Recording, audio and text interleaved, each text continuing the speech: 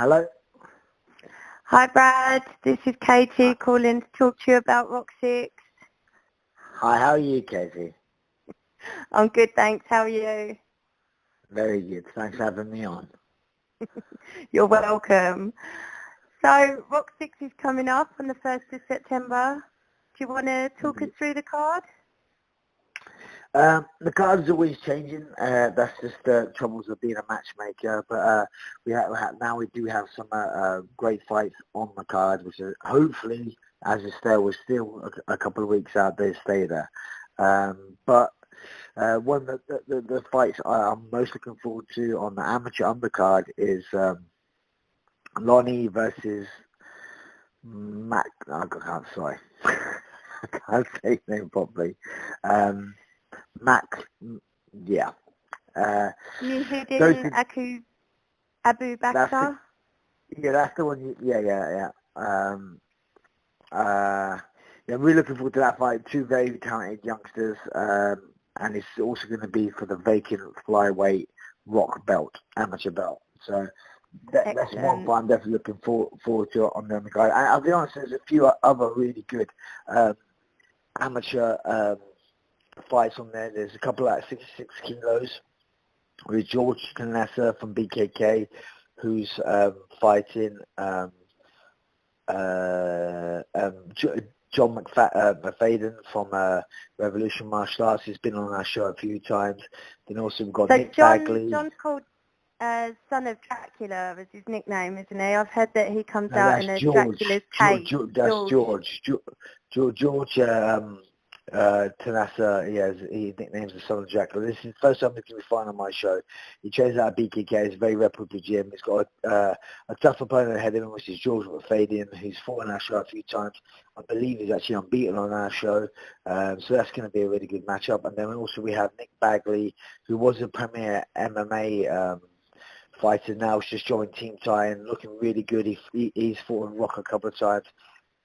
I had a fantastic fight with Lonnie on the last ROC. He's fighting against Omar Sargent, which is a local guy from Crossface Gym who's got a good record. He's 4-1 and he's a high-level grappler. So that's going to be another interesting match. So moving on to the main card, it was actually a real late replacement, to be honest. It was a late main event, and our main event is...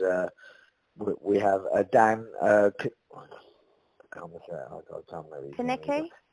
Canetti, and he's fighting Max Nunes, who obviously Max Nunes, if people should know who Max Nunes is. He's fought on big shows. He's from Sweden, really good gym, All Stars gym. So that's a new replacement main event, which I'm very proud of. Being able to pull that together. Yeah, that's exciting. So what's the process like for matching the card? It must be difficult when it's constantly changing. It is. Well, obviously, I try and deal with a lot of coaches and reputable gyms. I speak to them because if I know from dealing with a reputable gym, I know that the standard of athletes who come for the gym are going to be at a good standard. So I always try and deal with good gyms and get some good level guys, and I'll try and match my show as fairly as possible. So really even matches, and that's one thing I've always been pride myself on, is a really good matchmaking on my show. From top to bottom. But it must be pretty stressful when fights fall through. Do you always have faith that it's going to come good in the end, or are you tearing your hair out? No, it isn't. Like with our sport, I think there's more ways of getting injured than any other sport possible. So there's always going to be injuries. But yeah, again, it's just part of the sport, like whatever level you do, So I always try and have a few people in the background, ready to pull in. But yeah, it's always going to be a stress.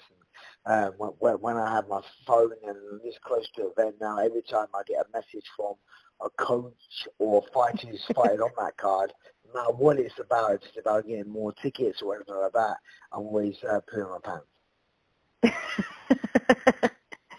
And obviously you were supposed to be fighting yourself a few weeks back, and that obviously got cancelled.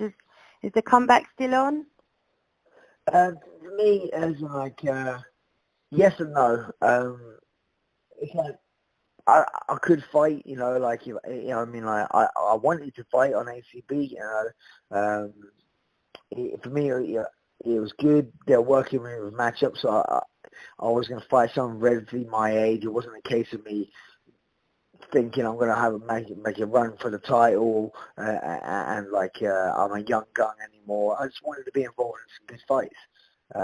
Thought it still had it in me, and I'm still around it. If the right offer comes up, I'll take it. But I mean, like, I'm in not urgency to fight. If I fight, I don't fight, I'm fine. You know, I'm happy with my life as it is. I've been coaching a lot now, and a lot of my guys are doing. So I just put my heart and soul back into that. Yeah.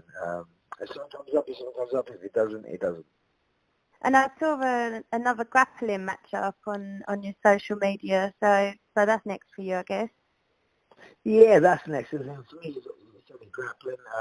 But obviously, I take everything seriously. Obviously, I'm going to go in there and want to compete and win.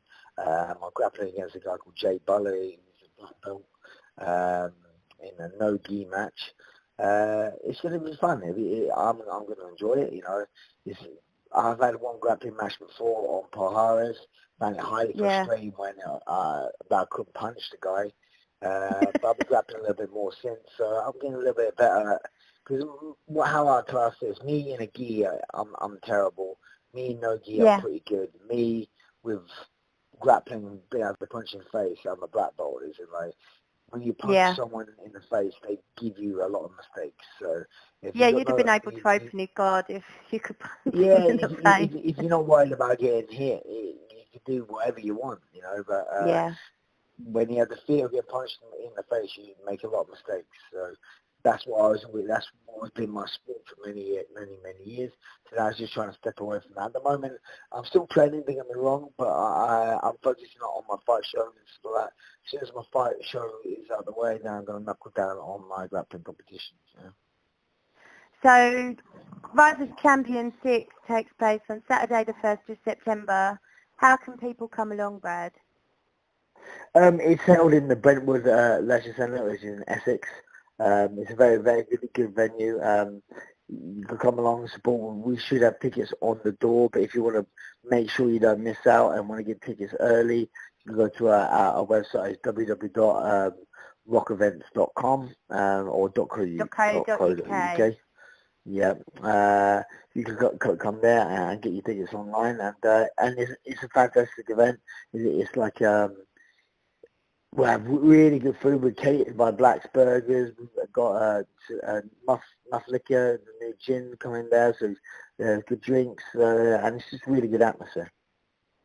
And Nathaniel will be there as well for people who want to get their pictures taken with you and Nathaniel. Nathaniel will be there somewhere. We have a lot of guests coming to that show that people will recognise. Excellent. Well, thank you very much, Brad, and good luck with the show. No problem, Katie. Everyone come along on Saturday the 1st of September to the Brentwood Centre for Rise of Champions. Exactly. Thanks, Brad. Bye-bye.